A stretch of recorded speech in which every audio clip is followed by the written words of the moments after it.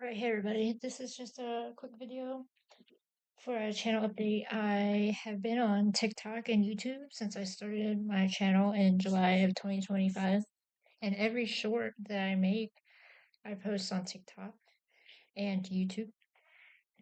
I wasn't really gonna do TikTok at first, but I thought if I was gonna make these shorts, then it couldn't hurt to cross post them and see what happens. When I joined TikTok, I was able to put a link to my YouTube channel directly into my profile, and for whatever reason, that's gone now. So the pros of cross posting to TikTok have diminished greatly to the point where I'm just deleting the TikTok.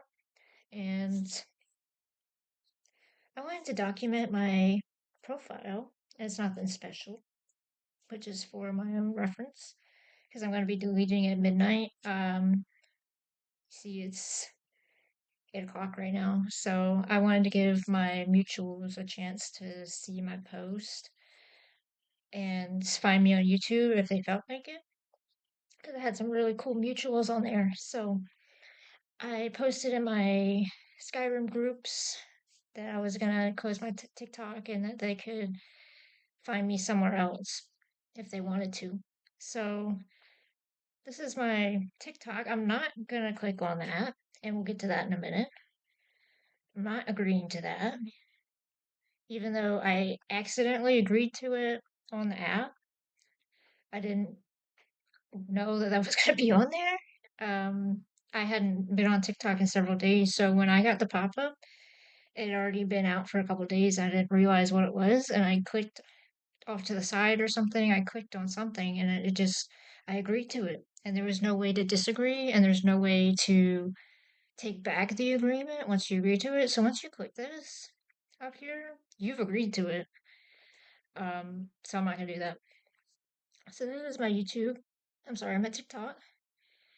And that's another thing people have been complaining about lately is that ever since new ownership of TikTok, no one's videos are getting any views. I tried to delete my TikTok last night and I couldn't. I couldn't get into my account. I tried to do it on the desktop because I had deleted the app. As soon as I figured out what this privacy policy was, I deleted the app, but I ended up putting it back on my phone because that's the only way I could get into my account to delete it. So it's on my phone until I delete the account and then it's gone forever, which I already accidentally agreed to the terms on my phone, so fuck, you know. But this is my account. My best video was this goofy ass Jaggerfall video I made. This got 112,000 views. So that was my best performing video on TikTok. As you can see, my video talking about me deleting my TikTok, which I posted from my mutuals, got 0 views, which people have been complaining that that's a problem. So I don't know if my mutuals will see it if they don't go into our groups, our private messaging groups, because I posted in there that I was leaving, but I'm on YouTube. So hopefully they'll see it because I gave them a couple hours, 5, 6 hours before I delete it so everyone could see it because I had been mutuals with them for a long, long time. But yeah, everything on here is on my YouTube. I will say most of my content on here did better on TikTok than on YouTube, just overall. Looking at the view counts, I didn't get 100 followers really, so not a big deal to get rid of it. But I did have some people I talked to on here, so I wanted to let them know that was gonna head out. But yeah, this was my best performing video right here. Was this Daggerfall video? It got so many likes and comments. Some people were getting on there arguing about shit, and I'm not sure why, but that's TikTok. All right, so why I'm leaving TikTok? TikTok has always been kind of shady, which all social medias are kind of shady. But I just was like, pick your poison, right? And I did it so I could promote my YouTube channel. but you can see the YouTube link's not on here anymore. And I couldn't put it back. It's gone. You can't do that anymore. But the privacy policy that's new is what I am leaving over because this shit creeped me out really bad. And I actually asked, your local GPT to compare this privacy policy with other privacy policies. I asked it to do YouTube, and I'll show you that in a minute. But this right here is creepy as fuck. They are saying here that they're going to collect data about your racial, ethnic origin, national origin, religious beliefs, mental or physical diagnosis, sexual life or sexual orientation, status as transgender or non-binary, citizenship or immigration status, or financial information. Which financial information seems sensible if you're gonna be buying stuff on TikTok Shop and stuff. So that's the only one that doesn't really raise my eyebrows because they say right here, we may process your financial information in order to provide you good services. Fine, but of course they use that example because that one makes the most sense. So they're not going to tell you what the fuck they're going to do with your racial and ethnic origin, your immigration status, and whether or not you're non binary. So conveniently, those are not examples in the privacy policy.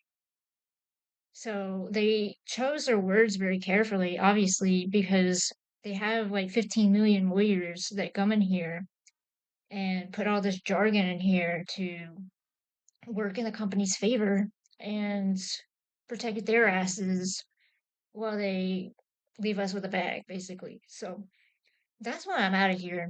That is creepy to me. And I asked ChatGPT or whatever to compare these privacy policies. And YouTube's privacy policy doesn't state this explicit language. It doesn't explicitly state that it's collecting content or data about these things specifically. The one that raises my eyebrows the most is the citizenship or immigration status. Like, that's super American. You can definitely tell the Americans own this shit now because I've never even seen that in a privacy policy ever. And I'm that nerd that sits there and reads the shit before I agree to it. Except for this is the one time it didn't. Of all the times that I could accidentally agree to something, damn it. But yeah. So the next part, where I'm going to show you some things about these new owners, and you can make up your own mind. All right, for this next part, I'm just going to give some information about TikTok's new owners, and you can make up your own mind about whether or not you want to keep using TikTok. So, who are the new owners of TikTok? They are a consortium of American and international investors with a majority ownership held by three managing investors: Oracle, led by Larry Ellison, Silver Lake, a U.S. private equity firm, and MGX, a state-owned investment firm from Abu Dhabi. They control 45% of the newly formed TikTok USDS joint venture. Each hold 15%. ByteDance, the original Chinese parent company, retains a 19.9% minority stake. All right, so let's see. Who is Larry Ellison? Larry Ellison is an American centibillionaire, businessman, and entrepreneur, best known as the co-founder of Oracle. Born on August 17th, 1944, not 94, Jesus. So I didn't know what a centibillionaire was, so I had to look it up. A centibillionaire has over $100 billion, which is obscene. Who the fuck needs that much money? Who needs that much money? Net worth of $245 billion. So this guy, instead of enjoying these $240 billion and fucking retiring, he's got his fingers in TikTok, which he probably doesn't even know how it works, let's be honest. Anyways, who is Silver Lake? Silver Lake is a US-based global private equity firm founded in 1999, 110 billion in assets. History and major tech investments: Dell, Skype, Alibaba, Twitter, and Airbnb. Who is MGX? Abu Dhabi based state owned investment firm established in 2024 by the government of Abu Dhabi to focus on AI and advanced technology investments.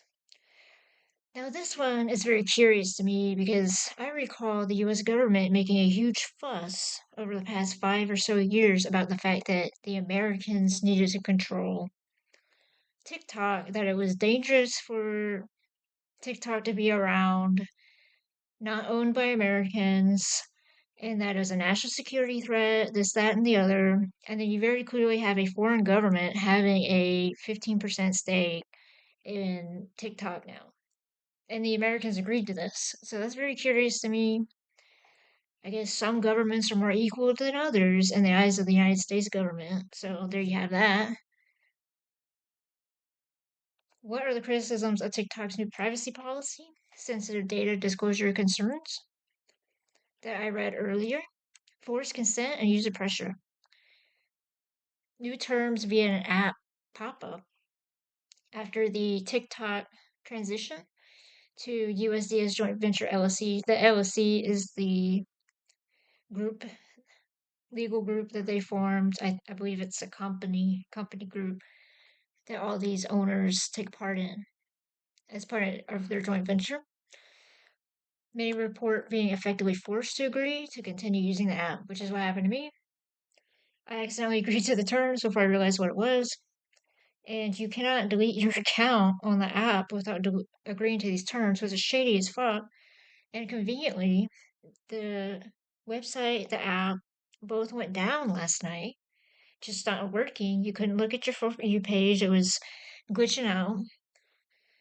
People's videos aren't getting any views. Some people couldn't even upload any videos. You couldn't access your account if you're logged out, which is what happened to me because I deleted the app and I tried to delete the account through the browser desktop and I couldn't get my verification code. I couldn't log in. The verification codes came in like 4 hours later. Obviously, they're bad at that point, so it was super slow. I don't know what was going on there, but I ended up putting the app back on my phone to delete the account because I had already agreed to these shitty terms by accident. So I was like, well, fuck it. I'll put the app back on there so I can delete the account because I can't get into my own account. If these people weren't shady assholes, they would have had an option on there that said, I do not agree to the terms. And then it should have linked you to deactivate or delete your account or close out the app entirely. And every time it should have popped up until you either deactivate your account, delete it, or agree to the terms. Like there is no option to disagree with those terms. And then once you agree to it, you can't take your agreement back. You can't say, oh, I changed my mind, I don't agree anymore. Unless you just delete all your accounts and stuff. So that's what I'm gonna do. Location tracking and data access. They're gonna collect precise geolocation data even when location permissions are disabled. Skepticism over data security measures and political and corporate trust issues. So these are the criticisms for the new privacy policy. Does YouTube have such statements in its privacy policy? No. YouTube's privacy policy does not list categories like gender identity, sexual orientation, and so on. That's what raises my brows is that maybe YouTube is collecting this information like TikTok and they're not being upfront about it. Like maybe if you have a tinfoil hat theory about that or something, but it's not explicitly in the privacy policy. Where TikTok's just throwing it out there, like, hey, we're gonna keep tabs on your sexual life and your immigration status, which is fucking weird. So I'm not down for that. It's right there. I don't know if they thought that nobody would notice, or maybe they thought maybe we're all addicted to the algorithm and that we just wouldn't care.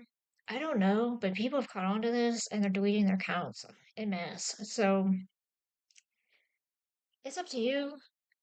If you're comfortable with this, if you don't care, that is your call. Whatever you think is best for you. No shade from me. You just do whatever you want to do. It's your account, it's your data. If you don't mind them having this data or collecting it, that's cool. They've already been collecting data before.